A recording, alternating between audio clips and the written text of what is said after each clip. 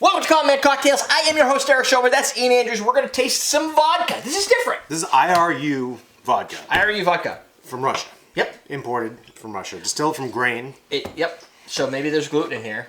The website was down currently, so we couldn't figure out. They didn't re-register their domain, so when I went to their website, it says their domain name expired, and GoDaddy's like, you can't see this. And we don't know what IRU stands for. No. I'm just thinking imported from And Russia. I couldn't find the price either, but there might be some paperwork over there I'm missing. That's fine. But it says everything you need to know. 7 times distilled, made in Russia, and it's distilled from grain. And that just told me that you haven't tried it yet. Nope. I don't make a habit of going around Drinking vodkas and then putting the tops back on. This is true. Well, there's words on the back. Yeah, words. Look at that. No, that wasn't much. It was just saying where it's imported from, which is Florida. That's probably illegally must be done. 40%, 80 proof. All your standard vodka-like properties. It's clear, but it's from Russia instead of America. Some we've done are from, like American. This one is not. It doesn't. We've done a history of vodka, and there's always competing. Who created vodka first? Poland, Russia. Who really knows? Who cares? It's a long time ago. All that matters. Bottom line is we have vodka. Right. Wow. This smells like Tito's. This makes me think of the question that was asked in the live question earlier. That real nail polish remover. Not bad, just like harsh. It is pretty. It's aggressive. And if you like a more aggressive, almost like a sour note to it.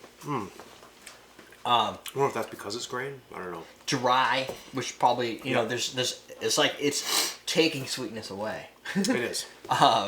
So that dryness, and it dries real fast, and it leaves you with a little bit of that like ethanol tickling on the tongue, not numbing as much as just like almost like a little burn, like you just had pizza. I mean, hot pizza. I get a little numb on the top of my mouth from that, but on the roof of my mouth. And it definitely has. It smells like vodka. It smells like fuel. That's what you'd expect from vodka, I think. A little bit more brighter.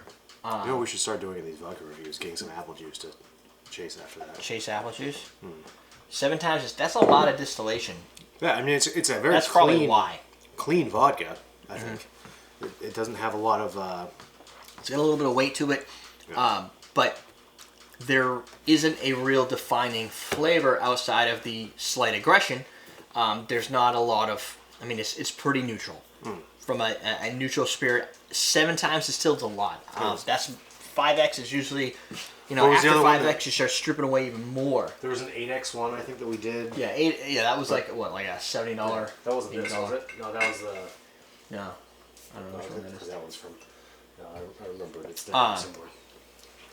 And it has a lingering alcohol flavor, too.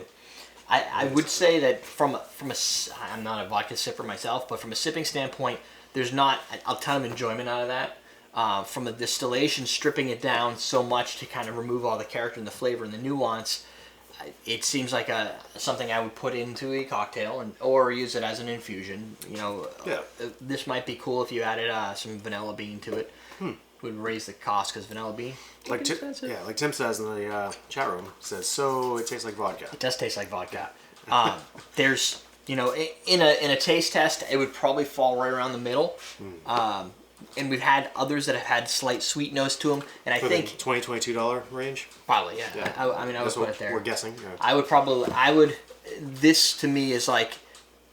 It should be like the $17 to $20 range, but because I know it's got more distillation in it, that's going to add to the cost.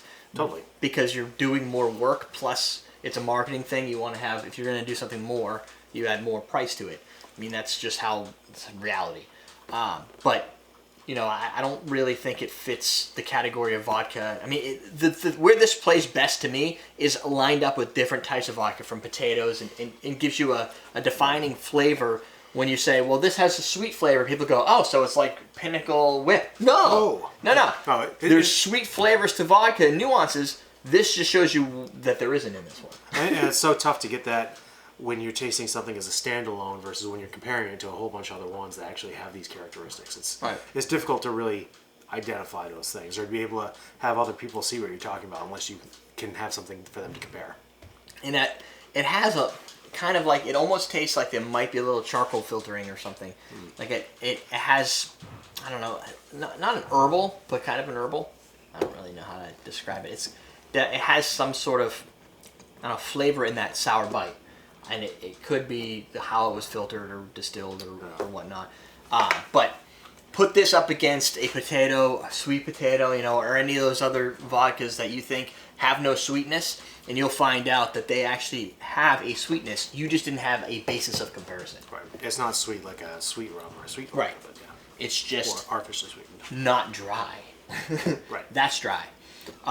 So that, my friends, is IRU. You can look at it. The bottle's pretty distinct. I don't think you could possibly miss that on the shelf. Does that Russian Standard, would that blend in with the Russian No. Standard a little bit? No. I think Russian Standard's even taller. Yeah, it is. But do with that as you will. You've got more vodka tasting from Common Man Cocktails than probably anywhere else. So if you are confused on the different flavor profiles of vodka, we have tons of videos from deconstructions, blind tastings, and then single tastings all the way through. The blind ones are probably going to be the most telling. The deconstruction of the Greyhound that we did is going to tell you that it doesn't really matter what vodka you use a lot of times. Right.